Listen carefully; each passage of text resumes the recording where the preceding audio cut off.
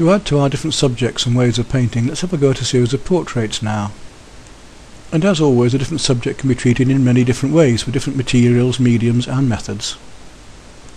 In this case I'm going to use oils, and I've primed the smooth side of a sheet of hardboard with some yellow ochre and raw umber to make a nice brown base. Then we can paint the oils over acrylics. Remember, we can always paint oils over acrylics, never acrylics over oils. Normally it's a good recipe to start with your largest brushes first and finish with your smallest. In this case though, I'm going to start with a roller.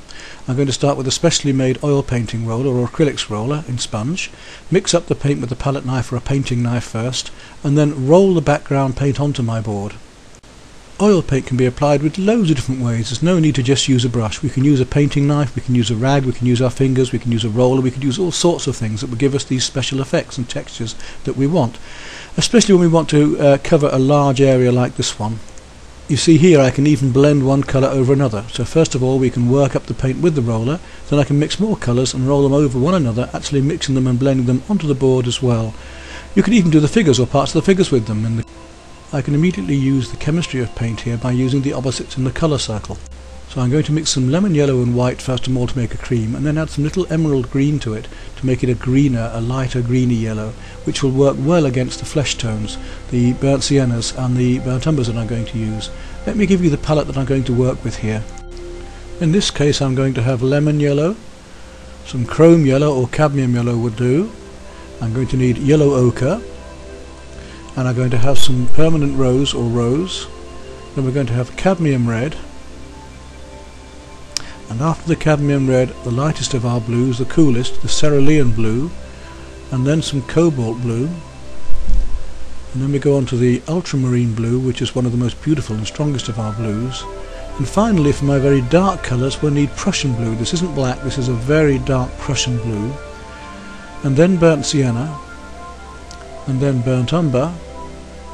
And to make a green we've already got our lemon yellow and cerulean, so we can make a nice green with that if we require it. And of course we need some white. In this case it's titanium white. As I'm going to use the sponge roller for the large areas and background, I shan't need very large brushes. In fact, for this a 3/4 inch would be the maximum. I'm going to use a range of long-handled synthetic sable oval flats for this. I like the long handle because I can reach out for them.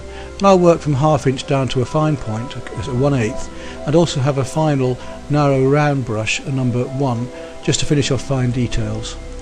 Then finally, as you see here, I have my painting knife. The technique for this is to paint fat over lean. That means to paint the thin paint on first, which soaks into the board fairly quickly because the hardboard is fairly absorbent. MDF is the same. And then to work paint over the top of that, getting thicker and thicker as I go along. I usually, and I'm doing so in this case, work from my medium tones outwards to my lights and darks, usually doing the darkest areas and highlights at the very end, certainly the details at the end. We start loose and we finish as tight as we want. Okay, let's just watch the creation of this painting in high speed and how it develops.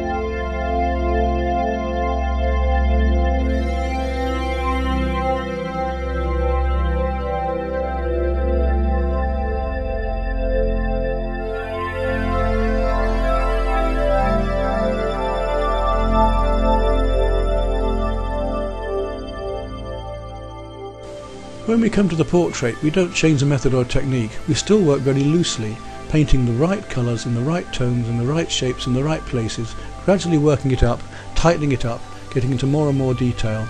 If you paint differently in an area of a painting, it's going to stand out like a sore thumb. In some instances that can be quite useful, but in this case I want the whole painting to be coherent, to hold together as one style. Even the details are built up loosely. The patterns on the dress, the hair, the eyebrows, the eyes, everything is built up bit by bit in larger areas, gradually getting finer and finer and smaller and tightening up the details. We don't have to paint every strand of hair, just to paint the areas and blocks and tones of hair, and then give an indication of smaller areas of reflections of the finer hairs catching the highlights and so on. That will do us. We don't have to paint all the little hairs in strand by strand. That's ridiculous. So in other words, we're still working in a fairly impressionist and loose way, not a photorealist way. I'm not against photorealism, but why are we painting? I mean, if it's just to be a technical accomplishment, if it's just to do something like a photograph, well, just copy the photograph, fine, or just make another photograph. A painting is about paint, it's about emotion, it's about so many more things than just a copy of a photograph. It's to take it further. And we're going to use that paint to enjoy it. In this case, we're painting in a fairly slab-like way of areas of colour and paint compared one to another.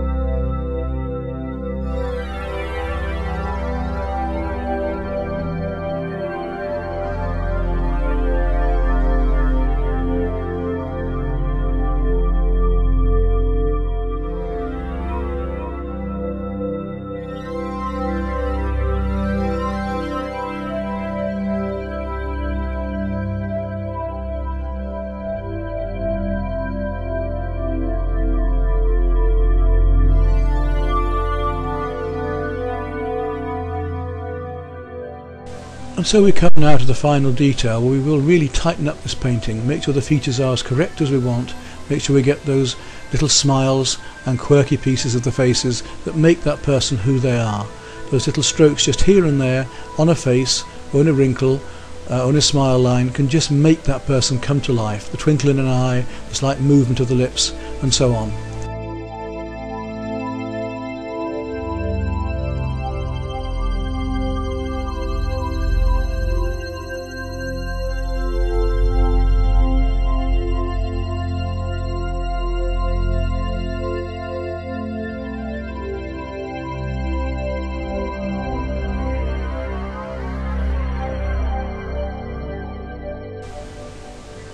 But right to the very end we're still going to paint with little touches of paint, with little strokes and little spaces and areas, simply that they've got smaller and smaller. So the painting has been kept loose all the way through, getting as tight as I want it, and I'm the one who's always been in control.